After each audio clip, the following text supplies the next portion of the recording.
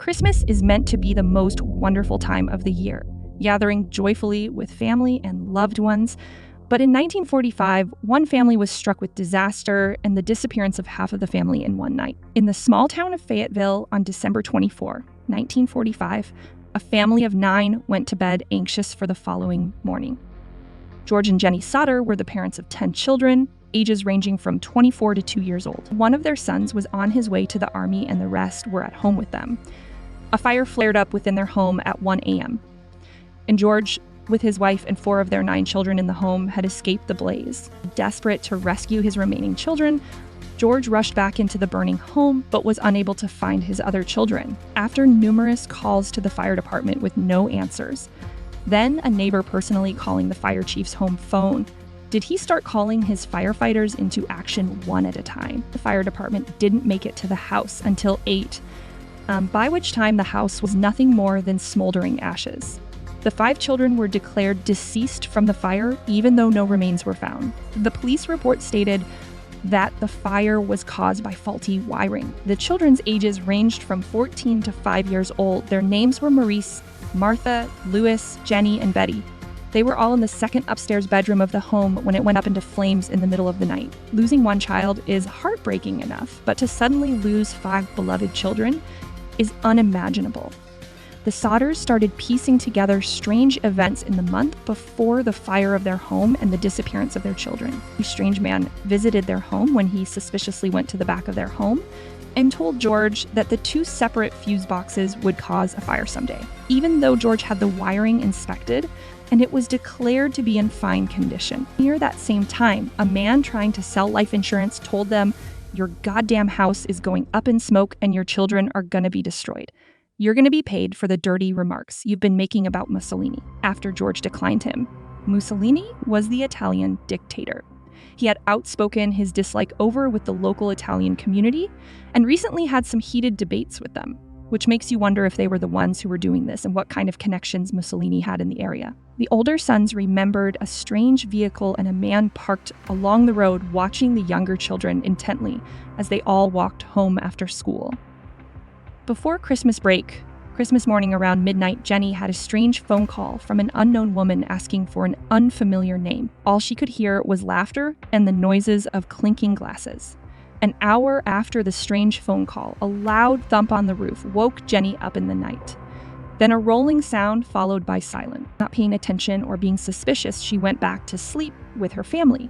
But soon after the noises from the roof disturbed her sleep, a fire started engulfing the home after the fire. More strange events and discoveries continued to pop up. What looked to be the remains of a pineapple bomb was discovered by one of the daughters in the dirt where the home once stood. A neighbor came forth stating, they saw a man with a block and tackle for moving car engines was there the night of the fire, which could have been the cause for the family car to not start. Inspectors also concluded the electrical lines were cut rather than burned, meaning faulty wiring was not the real cause of the fire, despite what the official report stated. This made sense to the Sodders since there were lights on in the downstairs rooms before the fire. Then witnesses started to come forth about seeing the 5 children hours to weeks after the fire, all in the company of 4 Italian persons who were hostile and suspicious, each witness farther from the town of Fayetteville. Things continued to spiral around as the family investigated more and more, uncovering secrets about the people who were supposed to have been helping them find their children or even put out the fire that night. Years later, we always think of the fire department as reliable and dependable. But this wasn't the case for the Sodders. After hiring a PI, they discovered some things about the people in the months before the fire. It was discovered that the insurance salesman who threatened George was a member of the coroner's jury that deemed the fire to be accidental. Strange coincidence, right? What could this guy's motive be to lie about something like a house fire? The PI also uncovered a piece about the fire chief who had stated at the home that there were no remains but whispered to others that there had been remains found. Desperate, George and Jenny got the fire chief to show them where the remains were and dug them up. Unfortunately, after sending the remains to a specialist, it was reported that the remains were a beef liver that was untouched by the fire. The fire chief later admitted to planting the beef liver in an attempt to placate the family enough to halt further investigations. He's a fire chief you don't want in your community, And why would you want to get them to stop investigating the destruction of their home and the loss of beloved children? Years passed and tips and leads still kept coming in, keeping George and his family determined to find their children.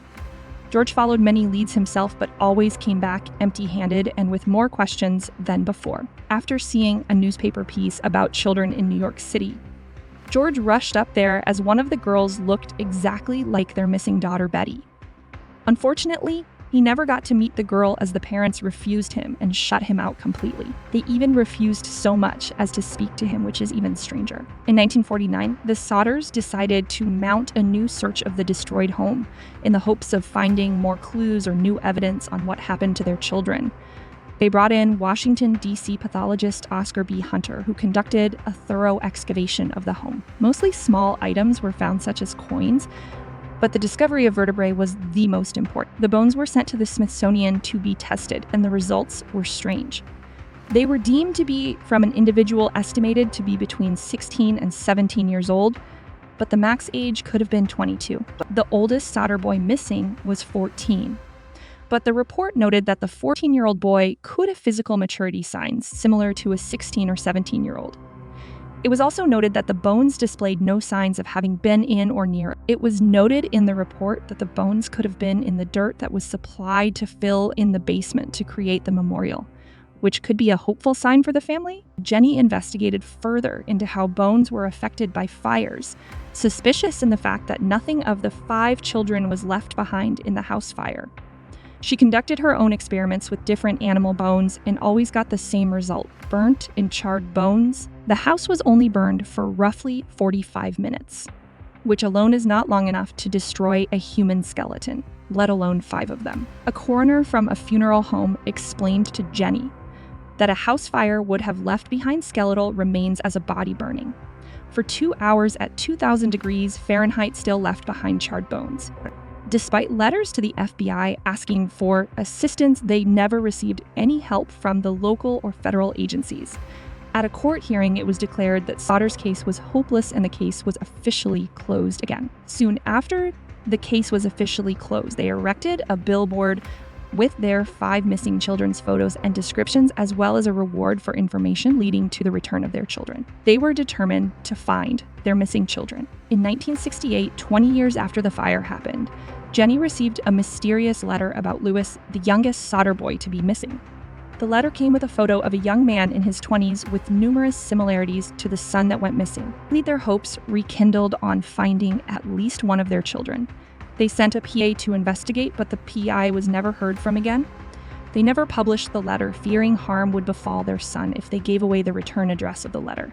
George and Jenny never saw their missing children again, and the descendants of the family can only speculate about what happened to this day. It is still a mystery what happened to the missing Sodder children. In 1968, George passed away, and a year later, Jenny followed behind him. Many of the distant relatives can only speculate on what happened to the missing Sodder children, but the youngest surviving child, Sylvia, doesn't believe they were killed. She still holds hope of seeing her lost siblings someday. What did you think of this story? Let us know in the comment section below.